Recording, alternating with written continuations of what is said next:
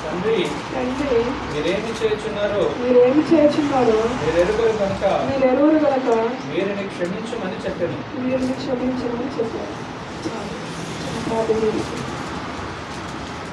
స్తోత్రం. పరిశుద్ధుల మహాగంధ గొప్ప దేవానికి వందనాలు. స్తోత్రాలు ప్రభు. గడిచిన కాలం అంతా సజీవమైన భద్రపరుచుకుని ప్రభు ఈ యొక్క నా తండ్రి నేను ప్రభు దినము నా తండ్రి నేను శుక్రవారం నా ప్రభు నిసారిగా కూడుకొని ఆరంభించటకు పులించటకు మీ మాట ధ్యానించటకు ఇచ్చిన సమయం బట్టి వందనాలు. స్తోత్రాలు ప్రభు. అదే మాటలు వివరించడం చెట్టుబడులు కానీ నాన్న ఎదుగుతలేదు ప్రభు. ఎందుకు ఏంటంటే ప్రభు ఆయన కేవలం నిద్రపడ్డ నిలబడిన ప్రభు.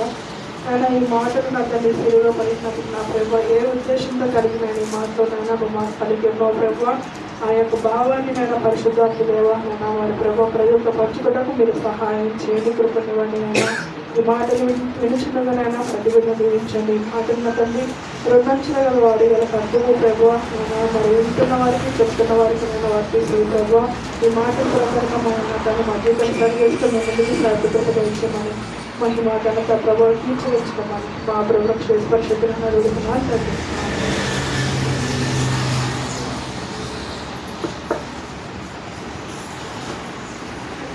తెలుగులో పలికిన 7 మాటలు. అందులో మొదటి మాట తండ్రి తెలుగులో మొదటి మాటను పలికిన మాట. అయితే ఈరోజు గుడ్ ఫ్రైడే అంటే శుక్రవారం. నాకు మా వాళ్ళు చాలా మంది ఫోన్ చేసి ఈరోజు క్రీస్తు చనిపోయిన రోజు కదా, అయితే శుక్రవారం కానీ గుడ్ ఫ్రైడే కానీ ఎందుకంటున్నారు, చనిపోయిన జనం కదా బాధపడాల్సిన జనం కదా అని చెప్పేసి అడిగారు. పిల్లలు అడిగారు, మళ్ళీ మా వాళ్ళు మా అక్క పిల్లలు అడిగారు. అయితే నేనేం చెప్పినా అంటే చనిపోవడం అనేది బాధాకరమైన విషయం, కానీ యేసు ప్రభు చనిపోవడంలో ప్రత్యేకమైనది అని చెప్పేసి వారికి చెప్పడం జరిగింది. అవును, క్రీస్తు మన కొరకు చనిపోయాడు. తనని ఎవరూ చంపలేదు. తనకు తానే మన కొరకు ఈ లోకంలోకి వచ్చి మన కొరకు మరణించి మన పాపము నిమిత్తము మన శాపము నిమిత్తము ఈ లోకంలోకి వచ్చి ఆయన ఆ పాప భారాన్ని మోసుకొని ఆ శిలువలో మన కొరకు మరణించింది కాబట్టి ఈరోజు మనము ఆయన ఆ యొక్క జ్ఞాపకం చేసుకున్నాం. దీనికి కారణం ఏంటంటే పాపంతో జన్మతా పాపం కర్మతా పాపంతో నశించిపోతున్న మానవుల కొరకు ఈ లోకంలోకి వచ్చింది. మనం ఆ పాపంతో ఉండి పాపంలో చనిపోయినట్లయితే నిత్య నరకంలో అది రెండో మరణంగా ఈ లోకంలో మనం చనిపోతే ఆ తర్వాత రెండో మరణంగా ఆ నరకంలో పడాలి. కాబట్టి దేవుడు మనం చనిపోయినా కూడా జీవించడం కొరకు ఆ యొక్క పరలోకంలో మనం జీవించడం కొరకు మన బదులు ఆయన చనిపోయినని చెప్పేసి చెప్పడం జరిగింది. నిజంగా క్రీస్తు ఈ లోకంలోకి రాకపోతే మన బ్రతుకులు ఏంటో, మన జీవితం ఏంటో, మనం ఏంటో ఒకసారి మన జ్ఞాపకం చేసుకుంటే చాలా బాధాకరమైన విషయం. అయితే మనం చూసినట్లయితే తండ్రి వీరు ఏం చేయుచున్నారో వీరు వెరుగురు కనుక వీరిని క్షమించమని చెప్పారు. దేవుడు క్రీస్తుని సిలివేసే ముందల ఆయన్ని ప్రధాన యాజకులు పట్టుకొని ఆయన గెచ్చమనే తోటలో ప్రార్థన చేస్తున్నప్పుడు అక్కడ ఆయన్ని వెతుకుతూ వచ్చినప్పుడు ఆ ప్రధాన యాజకులు ఆయన పట్టుకున్నప్పుడు అక్కడ నుంచి తీసుకొచ్చి ఆయనకి పిలాతుకు అప్పగించారు. పిలాతు నుంచి ఏ రోజు నుంచి ఇట్లా రాజు దగ్గర నుంచి మారుస్తూ ఆయన తిప్పుతున్నారు. అటువంటి సమయంలో ఆయన శిష్యులు ఆయన విడిచిపెట్టిపోయారు, ఆయన బంధువులు ఆయన విడిచిపెట్టిపోయారు. ఆయనకి ఆ శిక్ష వేయడానికి ప్రజలందరూ సమ్మతించారు, ఖచ్చితంగా వేయాలని క్యాంపులు వేశారు. అయితే ఆయన కొడుతూ తిడుతూ అవమానపరుస్తూ ఏలన చేస్తూ ఎంతో భయంకరంగా నిందిస్తూ ఆ యొక్క శిలువ మరణానికి తీసుకొచ్చినప్పుడు ఆయన ముళ్ళ కిరీటం పెట్టి ఆ యొక్క శిలువలో ఆ ఇద్దరు దొంగల మధ్యలో ఆయన నిలబెట్టినప్పుడు అక్కడ మాట్లాడుతున్న మొట్టమొదటి మాట, దేవుడు ఫస్ట్ మాట్లాడుతున్న మాట, తండ్రి వీరు ఏం చేస్తున్నారో వీరు వెరిగినాక వీరిని క్షమించమని పలికేను. దేవుడు ఆ ఒక్క మాటతోటే మన యొక్క జీవితాన్ని మార్చేసాడు. మనం ఈరోజు రక్షింపబడ్డమంటే క్షమాపణ అంటే కదా. ఈరోజు మనం ఇలా ఉన్నామంటే క్షమించబడితేనే కదా ఇక్కడికి వచ్చినాం. ఇప్పుడు కూడా ఆ రోజు పలికిన మాట ఇప్పటికీ కూడా దేవుడు తండ్రి కృపాసన ఉండి ఆయన రక్తం మొరపెడుతూనే ఉంది. తండ్రి విని క్షమించు క్షమించు క్షమించని రక్షణని ప్రజలు లక్షల కొలతలు ఎంతో మంది ఉన్నారు. వారి కొరకు దేవుడు క్షమించు క్షమించు క్షమించని ఇప్పటికీ మొరపెడుతూనే ఉన్నాడు. క్షమించబడితే మనం ఆ యొక్క గ్రహింపు కలిగి మనం క్షమించబడితే ఖచ్చితంగా రక్షణలోకి వస్తాం. రక్షణలోకి వచ్చినట్టుగా రాజ్యవారసులు మనం జీవించగలరు. సిలువలో పలికిన 7 మాటలలో మొదటి మాట తండ్రి వీరు ఏం చేసినారు వీరేపు వీరిని క్షమించమని పలికిండు. రెండో మాట చూసినట్టయితే అక్కడ రక్షించిండు, దొంగని రక్షించిండు. అంటే అనేకులు రక్షించేవాడు ఉన్నాడు. మొదటి మాట ప్రకారం రెండో మాట రక్షించడం, మొదటి మాట క్షమించడం, రెండో మాట రక్షించడం, మూడో మాట బాధ్యత కలిగి తల్లి యొక్క బాధ్యతను కలిగి ఏ బాధ్యత మనకు అప్పగించిన ఆ బాధ్యత ప్రకారం తల్లిని ఆయనకు అప్పగించాడు. బాధ్యత కలిగిన తల్లిని తనకు అప్పగించి ఆ తల్లి గురించి యోహానుకు అప్పగించాడు, ఆ బాధ్యత అప్పగించాడు. అయితే 7 మాటల 3 మాటలు మానవులకు సంబంధించిన మాటలే దేవుడు మాట్లాడాడు. మిగతా 4 మాటలు దైవికంగా ఆయన సొంతంగా ఆయన గురించే మాట్లాడేది. అయితే మనం చూసినట్లయితే మనం ఫస్ట్ మాట ప్రకారంగా అనేకులు క్షమించే వరకు ఉండాలి. రెండో మాట ప్రకారంగా అనేకులు రక్షణ నడిపించే వరకు ఉండాలి. మూడో మాట ప్రకారంగా మనకి ఏ బాధ్యత మనకి దేవుడు అప్పగించిండో ఆ బాధ్యతలో నమ్మకంగా మనం ముందుకు సాగాలి. ఒకసారి మనం వాక్యం చూసుకున్నట్లయితే మత్తయి సువార్త 5వ అధ్యాయము 44 వచ్చింది.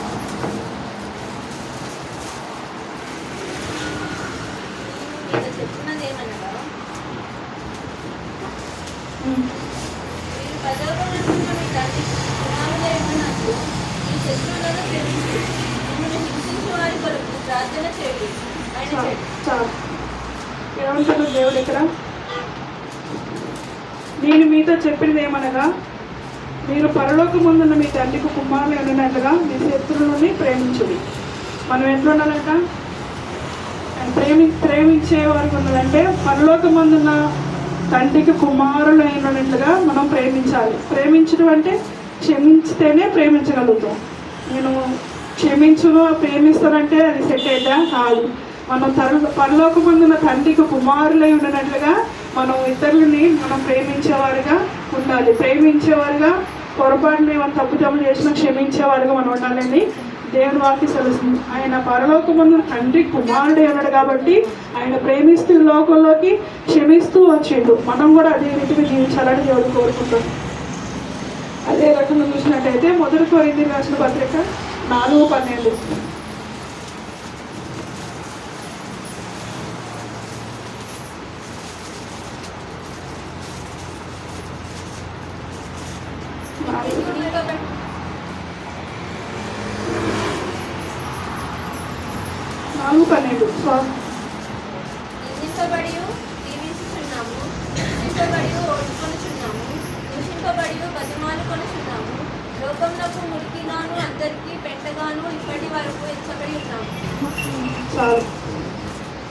ఇక్కడ పౌలు అంటాడు ఏమంటాడు? ఇక్కడ పౌలు ఏమంటాడు?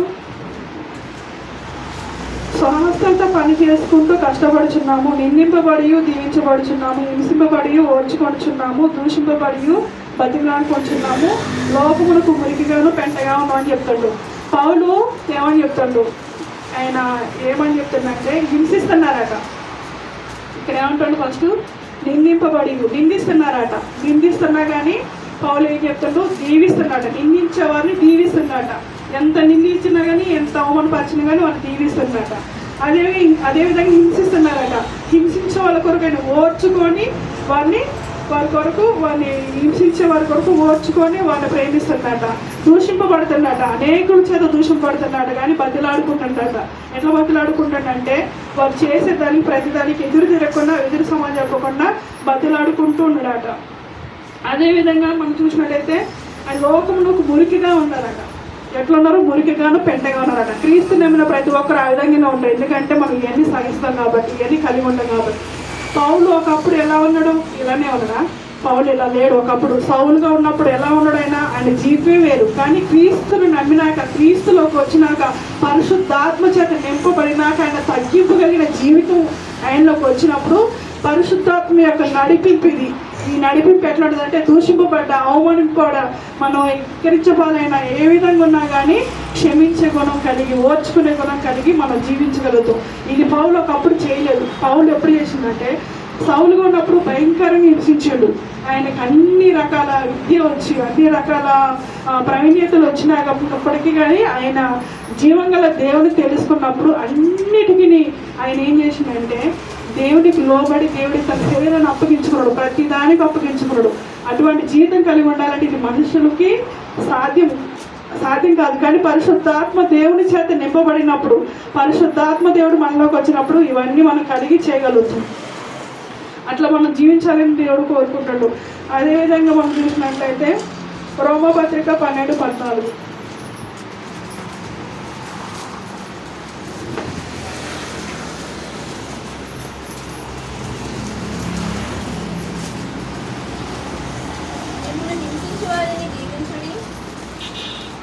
దీవించుడు కానీ శపించకూడదు. ఏమంటుంది ఇక్కడ? మిమ్మల్ని హింసించే వారికి దీవించుడు కానీ శపించవద్దు. మన ఎవరినైనా హింసిస్తే మన కోపం వచ్చింది, కానీ కోపపడదని చెప్తాను. మనం హింసించే వారి కొరకు మనకి దీవించాలట. దీవించుడు కానీ శపించవద్దని చెప్పేసి ఇక్కడ మాట్లాడుతారు. అదేవిధంగా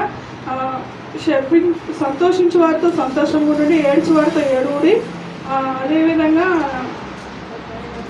ఒకరినొకరు మనసు కలిగి ఉండు అని చెప్పేసి అంటాడు. మనం ఎట్లా ఉండాలంటే, ఇప్పుడు ఎవరైనా బాధలు ఉన్నారనుకో, వాళ్ళ బాధని మన బాధగా ఉండాలి. ఎవరైనా సంతోషపడ్డా సంతోషాన్ని మన సంతోషంగా ఉండాలి. ఎవరైనా మనం దూషించితే వాళ్ళని దీవించాలి కానీ చెప్పించవద్దు. ఎందుకంటే దేవుడు ఏమని చెప్తాడు ఇక్కడ? దూషించేవారిని ఎదురు దూషించవద్దు కానీ దీవించమని చెప్తాడు. మనం దీవించేవారిగా ఉండాలి. దేవుడి సరిలో మనం ఒకరి బాధలు ఒకరు అర్థం చేసుకొని, ఒకరిని ప్రేమించుకొని, ఒకరి సంతోషంలో ఒకరు ముందుకెళ్ళాలని దేవుడు కోరుకుంటాడు. మనం అటువంటి జీవితం కలిగి ముందుకెళ్ళాలని దేవుడు కోరుకుంటాడు. అయితే మనం చూసినట్టయితే ఒకసారి ఇప్పుడు క్షమించమని చెప్పింది కదా దేవుడు. క్షమించమని చెప్పినప్పుడు ఆయన పాపములు, ఈ తండ్రి వీరు ఏం చేస్తున్నారు, వీరు ఎదురుగా వీరు క్షమించమని చెప్పింది కదా. వీరు క్షమించమని చెప్పినాడు. సిలువ వేయక ముందల ప్రభు అయిన యేసుక్రీస్తు వారు యోహాను సువార్త 8వ అధ్యాయం 1వ వచనం చూసినట్టయితే,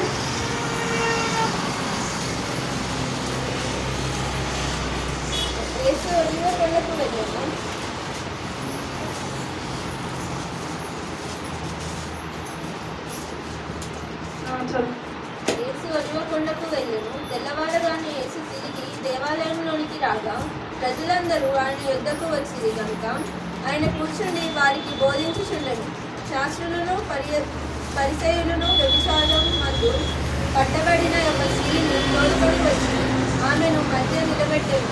బోధకుడా, ఈ స్త్రీ వ్యభిచారము చేయుచుండగా పట్టబడెను. అట్టి వారిని రాళ్ళు రువ్వి చంపవలెనని ధర్మశాస్త్రంలో మోసే మనకు ఆజ్ఞాపించను కదా. ఆయనను నీవేమి చెప్పుచున్నావని ఆయనను అడిగి ఆయన మీద నేరము మోపవలెనని ఆయనను శోధించుచు ఇలాగున అడిగి. మనం చూసినట్లయితే ఈ మాట మనకు అందరికీ తెలుసు. ప్రభువైన యేసుక్రీస్తు వారిని ఏ విధంగానైనా సరే ఆయన తప్పు పట్టించాలని చెప్పేసి ఒక వ్యభిచారం చేస్తుండగానే, పాపం చేస్తుండగానే ఆ స్త్రీని తీసుకొని వచ్చి పరిసయ్యులు శాస్త్రులు ప్రభు దగ్గరికి తీసుకొచ్చి వాళ్ళకి న్యాయం ఎలా చేయాలో, మోషే ధర్మశాస్త్ర ప్రకారం ఎలా నడుచుకోవాలో తెలిసి కూడా ప్రభు దగ్గరకు తీసుకొచ్చి ఈయన ఏం చెప్తాడు, ఈయన జ్ఞానం ఏంటి, ఈయన ఆలోచనలు ఏంటని చెప్పేసి దేవుని దగ్గరకు ఆ స్త్రీని తీసుకొచ్చినప్పుడు ఆ స్త్రీని తీసుకొచ్చి ప్రభు దగ్గర అడుగుతున్నారు. ఏమో వ్యభిచారం చేస్తా అంటే మేము పట్టుకున్నాము, ఇప్పుడు ఈమెను ఏమి చేయాలని చెప్పేసి ప్రభును శోధిస్తాడు. ప్రభును శోధిస్తున్నప్పుడు ప్రభువు అనంత జ్ఞాని. ఆయన ఎటువంటి జ్ఞాని అంటే అనంత జ్ఞాని. అటువంటి దేవుడు ఏమని చెప్తాడు అక్కడ మనం చూసినట్లయితే, మీలో ఎవరైనా పాపం చేయని వారు ఉంటే ఆమె మీద రాయేమని చెప్తాడు. అప్పుడు చిన్నపిల్లలు మొదలుకొని పెద్దల వరకు వెనక్కి తిరిగి వెళ్ళిపోతారు. ఎవరు కూడా వాళ్ళు పరీక్షించుకుంటే మేము పాపం అని చెప్పేసి వెనక్కి తిరిగి వెళ్ళిపోతారు. ఆయన కింద పొంగొని వీరైనతో ఏదో రాస్తున్నాడు. మళ్ళీ రాసి పైకి లేసేసరికి ఒక్కరు వాళ్ళు లేరు, అందరూ వెళ్ళిపోయారు. ఆ మాటకి వాళ్ళు ఏ సమాధానం చెప్పకుండా వెళ్ళిపోయినప్పుడు ఆ స్త్రీని పట్టుకొని, అమ్మ మీరందరూ నిన్నెవరు నిన్నేలేదా అంటే ఏలేదా అని చెప్తారు. అప్పుడు ఆ స్త్రీతో దేవుడిని చెప్తాడు, అమ్మ నీ పాపము క్షమించబడి అని ఒక మాటతో ఉండలేదు, ఇక మీదట నువ్వు పాపము చేయకము అక్కడ ఏం చెప్తాడో, అమ్మ నీ పాపము క్షమించబడి ఇక మీదట నువ్వు పాపము చేయకని చెప్తాడు. అంటే దేవుడు మన పాపాలు క్షమించినప్పుడు, మన అపరాధము క్షమించినప్పుడు, మన దోషము క్షమించినప్పుడు మనం ఏం చేయాలంటే ఇక మీదట మనం పాపం చేయకుండా ముందుకెళ్ళాలి. ఏ విషయాలైనా మనం మనుషులం కాబట్టి మనం ఎప్పుడో ఏదో ఒకటి మిస్టేక్ చేస్తాం కాబట్టి ఆ చిన్న చిన్న వాటి విషయంలో దేవుడి సలు ఒప్పుకొని ప్రార్థన చేస్తూ ముందుకెళ్తాం. కానీ చెయ్యరాని భయంకరని దేవుడికి విరోధన కార్యాలు కొన్ని ఉంటాయి. అది మాత్రానికి ఖచ్చితంగా మనం చేయకుండా చాలా జాగ్రత్తగా మన విశ్వాసాన్ని కాపాడుకుంటూ ముందుకెళ్ళాలని దేవుడు వాక్యం సెలవిస్తుంది. అయితే మనం ఒకసారి చూసినట్టయితే అదేవిధంగా అపోస్తల కార్యంలో స్టెఫెన్ కూడా రాళ్లతో కొట్టబడినప్పుడు మోకరిల్లి ప్రార్థన చేస్తాడు. తండ్రి కుడిపార్సిన యేసుక్రీస్తు వారు ఉండడం చూసి ఆయన ఏమని మొరపెడతాడంటే, తండ్రి వీరు చేస్తున్న పాపములను క్షమించు, వీరిని క్షమించమని చెప్పి మోకరిల్లి ప్రార్థన చేస్తాడు. అది మనుషులకు సాధ్యం కాదు, కానీ పరిశుద్ధాత్మ దేవుడే దాన్ని కార్యం చేసిండు. ఎందుకంటే పరిశుద్ధాత్మ చేత నింపబడిన వారు మన గబగబం పోతున్న సందర్భం లేకుండా సమయంలో ఎవరు వచ్చి కొట్టారనుకో, ఎంత కోపం వస్తుంది, ఎంత బాధ అనిపించింది. మనం ఖచ్చితంగా ఆ యొక్క నేచర్లో మనం ఉన్నాం కాబట్టి ఖచ్చితంగా వచ్చింది. కానీ ఇక్కడ స్టెఫెను రాళ్ళతో కొట్టి చంపబడుతున్న ఆ సమయంలో కూడా ఆయన నేత్రాలు తెరవబడి, ఆకాశము తెరవబడి, అక్కడ తండ్రి కుడిపార్చిన ప్రభువైన యేసుక్రీస్తు వారిని చూసి అప్పుడు ఆయన ఏమంటాడు, తండ్రి వీరు చేసిన పాపమును క్షమించమని మొరపెడతాడు. అది దేవుని బిడ్డలకు మాత్రమే సాధ్యము. దేవుడు పరిశుద్ధాత్మ దేవుని చేత నింపబడిన వారికే ఆ కార్యాలు చేయగలుగుతాం. దేవుడు అటువంటి కృపలో మనందరూ నడిపించాలి. అయితే మనం చూసినట్లయితే ఒకసారి లాస్ట్ మాట చెప్పుకొని మనం ముగించుకుందాం. పేతురు కూడా యోహాను సువార్తలో పేతురు కూడా అడుగుతాడు, ప్రభువా నా సహోదరు నేను ఎన్నిసార్లు క్షమించాలని చెప్పేసి అడుగుతూ ఉంటాడు. మత్తయి సువార్త 18:21 లాస్ట్ మాట తీసుకుని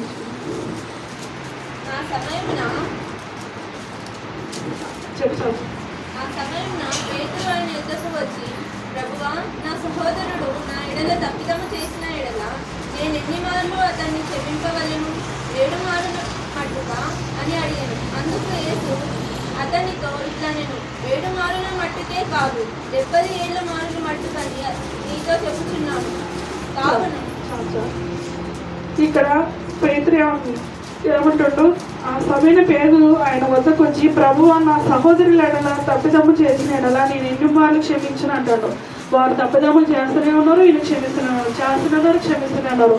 అయితే ఎన్ని మార్లు క్షమించాలి ప్రభు, ఎంతగానో క్షమించాలి ప్రభు అని అడుగుతా ఉంటే 70 మార్లు అంటే మన బ్రతికినంత కాలం కూడా మనం క్షమిస్తూనే ఉండాలి. మనం క్షమించే హృదయం మనకు ఒక్కొక్కసారి రాకపోవచ్చు. ఎందుకంటే అపవాది లోకంలో దాని పైన చేస్తూ ఉండదు. ఏదో ఒక విధంగా మన మైండ్లో ఏదో ఒక రకంగా మనం కాల్ చేస్తాడు. కాబట్టి మనం గ్రహించి ఇది మంచిగా చెడ కాదని చెడు ఎంత మట్టుకన్నా దాన్ని బలవంతంగా దాంతో ఎట్లా చేసినా పోరాడి దాన్ని తీసేయడానికి దేవుడు సహాయం కోరుకోవాలి. దాని నుంచి ఖచ్చితంగా విడిపించబడాలి. దాని నుంచి ఎప్పుడైతే విడిపించబడతామో ఒక ఆలోచన మనకు వస్తుందంటే దాని గురించి మనం ఖచ్చితంగా ఆలోచన చేయాలి. ఎందుకంటే అది మంచిగా చెడ, దీనివలన ఏమైనా ప్రయోజనాలు ఉన్నాయా లేవా, దీనివల్ల ఏమైనా ఉపయోగాలు ఉన్నాయా లేవని గ్రహించుకున్నప్పుడు, అది చెడని తెలిసినప్పుడు, దాన్ని మనం జయించిన స్థితిలో ఉన్నప్పుడు దానివల్ల మనకి ఇబ్బందికరం కలుగుతుంది. తర్వాత చాలా ప్రాబ్లం ఏదని తెలిసినప్పుడు ఖచ్చితంగా దేవుడి సహాయం కోరుకున్నప్పుడు, మోకరించి దేవుడిలో ప్రార్థన చేసినప్పుడు దేవుడు మాత్రం ఖచ్చితంగా మనకు సహాయం చేస్తాడు. ఏదైతే మన మైండ్లో మెదులుతుందో, ఏదైతే మన మైండ్లో ఇబ్బంది పెడుతుందో, ఏదైతే మనకి నిద్ర పట్టకుండా, ఏదైతే మన బలహీనపరుస్తుందో, ఏ విధంగా నువ్వు ఏదన్నా ఏ విధంగా దాన్ని ఆలోచన చేస్తూ ఉంటూ దాన్ని జయించలేకపోతావు. దేవుడి సన్నిధికి వెళ్ళి ప్రార్థన చేసినప్పుడు దాన్ని జయించగలుగుతావు.